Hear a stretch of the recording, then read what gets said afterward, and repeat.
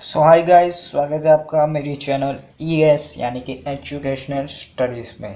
आज हम जानेंगे मैग्नेटोस्ट्रिक्शन ऑक्सीलेटर के बारे में। इससे पहले हमने जाना था मैग्नेटोस्ट्रिक्शन इफेक्ट के बारे में, जिसकी लिंक आपको डिस्क्रिप्शन या फिर आई बटन में से मिल जाएगी। और हमारी व्यूज़ की जो प्लेलिस्ट है वो भी मैंने तैयार कर ली है, उसमें से आप अल्ट्रासोनिक व्यूज़ और आगे की जो वीडियोस है वो भी देख सकते हैं। और अगर आपको बेसिक इलेक्ट्रॉनिक्स भी समझना है तो उसकी भी प्लेलिस्ट मैं आपको वीडियो के लास्ट में दे दूंगा।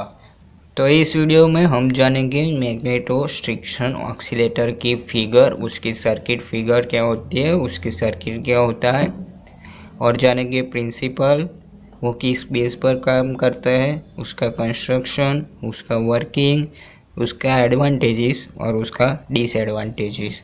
तो शुरू करते हैं आज का ये मैग्नेटोस्ट्रिक्शन ऑक्सीलेटर पर का वीडियो।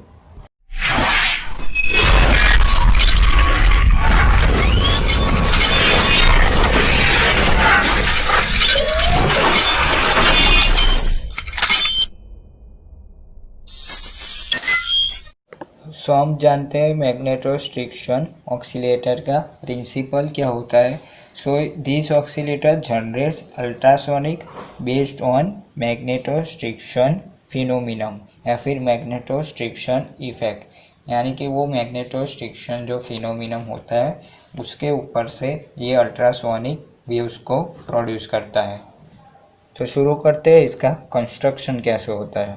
ब्रिज के कंस्ट्रक्शन में हमने ली है पहला फर्स्ट फेरोमैग्नेटिक मटेरियल का रोड, दूसरा है एल जो कि है फर्स्ट कॉइल, तीसरा है L1 जो कि है सेकेंड कॉइल, ये है L2 थर्ड कॉइल, ये है एनपीएन ट्रांजिस्टर, ये है मिली एमीटर, ये है स्विच, ये है हाई टेंसाइल बैटरी, ये है वेरिएबल कैपेसिटर जिससे हम इसकी फ्रीक्वेंसी को चेंज करेंगे, और ये जो है वो है हमने इसे इस फेरोमैग्नेटिक मटेरियल का रोड है उसे क्लैम्प किया है, उसकी साइन है।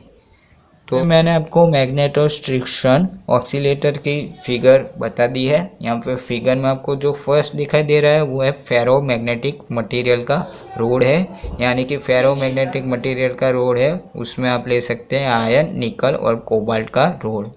अब यहाँ पे जो फर्स्ट है एल वो है फर्स्ट कॉइल एल, जिसे हमने यहाँ पे डीसी करंट यानी कि डीसी बैटरी से ज्वाइन किया है, इसलिए इस फर्स्ट कॉइल में से हम डीसी करंट को पास करेंगे।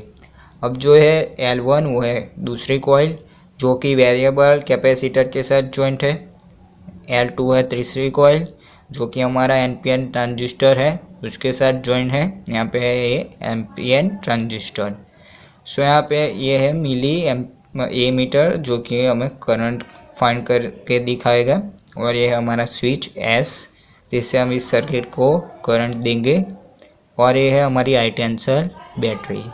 अब जान लेते हैं कि हमारे ऑक्सीलेटर होता है वो वर्किंग कैसे करता है।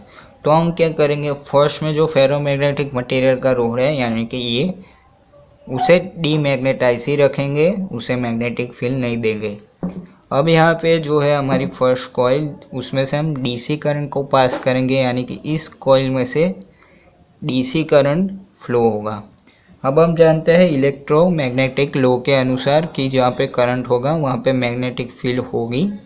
सो यहाँ पे उसकी मैग्नेटिक फील्ड होगी, उत्पन्न होगी, इससे जो ये फेरोमैग्नेटिक मटेरियल का रोड है वो हमारा मैग्नेटाइज होगा। तो हमें फर्स्ट स्टेप ये करना है कि इसे डीमैग्नेटाइज रखना है, और इससे हम इस कॉइल में से डीसी करंट को पास करेंगे और इसे फिर आफ्टर एल कॉइल से मैग्नेटाइज करेंगे। अब हमारा जो दूसरा काम है उसमें हम करेंगे जो फर्स्ट कॉइल है L1। सो यहाँ पर से जो मेरे स्विच है वो अभी ओपन है, उसे मैं क्लोज कर दूंगा, इसलिए इस हाई टेंसाइल बैटरी से ये जो कैपेसिटर है वेरिएबल वो चार्ज होगा।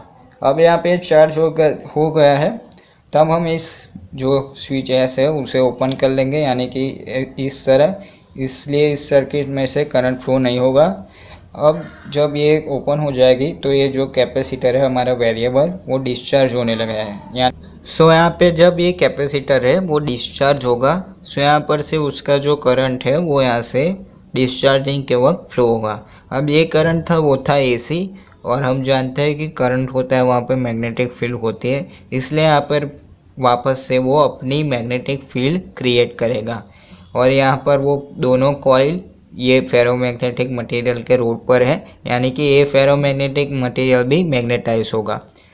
अब यहाँ पे जो C है वेरिएबल कैपेसिटर, वो जब डिस्चार्ज होगा तब जो वो करंट होगा AC, उसकी जो फ्रीक्वेंसी है वो अगर ये फेरोमैग्नेटिक मटेरियल का रोड है उसकी नेचर फ्रीक्वेंसी से यानी कि नेचुरल फ्रीक्वेंसी से इक्वल हो जाएगी, तब ये जो फेरोमैग्नेटिक मटेरियल का रोड है वो रेजोनेंस पैदा करेगा और उससे हमें अल्ट्रासोनिक वेव्स मिलेगी। यहाँ पे जो हमारा फेरोमैग्नेटिक मटेरियल का रोड है उसके अगर हमें नेचुरल फ्रीक्वेंसी मालूम होगी तो हम इस इक्वेशन यानी कि F = 1/2π√L1 से हमारा जो कैपेसिटर है उसकी जो फ्रीक्वेंसी होगी वो और फेरोमैग्नेटिक मटेरियल की जो फ्रीक्वेंसी होगी उन दोनों को इक्वल कर देंगे। और जब फेरोमैग्नेटिक मटेरियल की रोड की फ्रीक्वेंसी और जो कैपेसिटर की फ्रीक्वेंसी है वो इक्वल हो जाएगी, तब जो फेरोमैग्नेटिक मटेरियल का रोड है वो रेजोनेंस पैदा करेगा। अब यहाँ पर मैंने जो L2 लिया है वो इसलिए लिया है क्योंकि यहाँ पे जो L1 और L से इलेक्ट्रोमैग्नेटिक इंडक्शन इट्स ऑब्जर्व होगी। सो यहाँ पे इलेक्ट्रोमैग्नेटिक जो इंडक्शन है वो होगी, इसलिए यहाँ पे वो हमारी जो सर्किट है ऑक्सीलेटर की वो डैमेज हो सकती है। इसलिए यहाँ पर से मैंने उसे NPN ट्रांजिस्टर के साथ ज्वाइन कर लिया है और यहाँ पर से वो अंडरग्राउंड हो गया है। इसलिए यहाँ पर से हमारा जो सर्किट को डैमेज करने वाला करंट होगा वो अंडरग्राउंड हो जाएगा। और यहाँ पे मैंने एक ट्रांजिस्टर है उसमें से यहाँ पर से मिली एम्पियर को ज्वाइन किया है जहाँ पर हमें हमारा करंट दिखाई देगा। सो ये था हमारा मैग्नेटोस्ट्रिक्शन ऑक्सीलेटर का वर्किंग कैसे होता है। अब जानते हैं इसका एडवांटेजेस और डिसएडवांटेजेस। सो हमने देख लिया है प्रिंसिपल, कंस्ट्रक्शन, वर्किंग। अब हम जानेंगे एडवांटेजेस। तो यहाँ पे आप देख रहे हैं ये जो सर्किट है वो उसका जो कंस्ट्रक्शन है वो वेरी सिंपल है। यहाँ पे आपका कोई डिफ़िकल्ट कंस्ट्रक्शन नहीं है, इसलिए पहला इसका एडवांटेज होगा ये the construction is very simple. अब यहाँ पे हम जो इसे कंस्ट्रक्ट करते हैं उसका जो कॉस्ट होता है वो भी बहुत लो होता है, इसलिए इसका जो सेकंड होगा एडवांटेज वो होगा the cost of generator is low. हम यहाँ पे जो तीसरा होता है वो यहाँ पे जो है वो इम्पोर्टेंट है। यहाँ पे हमने यहाँ पर से ट्रांजिस्टर से यहाँ पर से हमने जो इस सर्किट को डैमेज करने वाला जो भी पार्ट था उसे अंडरग्राउंड कर लिया है। इसलिए यहाँ पर हम अल्ट्रासोनिक वेव्स की अगर बात करें तो हम अगर अल्ट्रासोनिक वेव्स को प्रोड्यूस करें तो हमारी सर्किट डैमेज नहीं होगी, ये उसका मेन एडवांटेज होगा। यहाँ पर हमने अंडरग्राउंड किया हुआ है, इसलिए यहाँ पर हम लार्ज पावर की आउटपुट की अल्ट्रासोनिक वेव्स को प्रोड्यूस कर सकते हैं। सो ये था हमारा एडवांटेजेस। अब हम जानेंगे डिसएडवांटेजेस। तो ये जो हमारा जनरेटर है वो अल्ट्रासोनिक वेव्स की फ्रीक्वेंसी होती है वहाँ पर जो होती है वो 3 × 10³ किलोहर्ट्ज़ यहाँ तक की फ्रीक्वेंसी तक की ही वो अल्ट्रासोनिक वेव्स को प्रोड्यूस कर सकते हैं। उसकी अबव फ्रीक्वेंसी की हम अल्ट्रासोनिक वेव्स को इस जनरेटर से प्रोड्यूस नहीं कर सकते।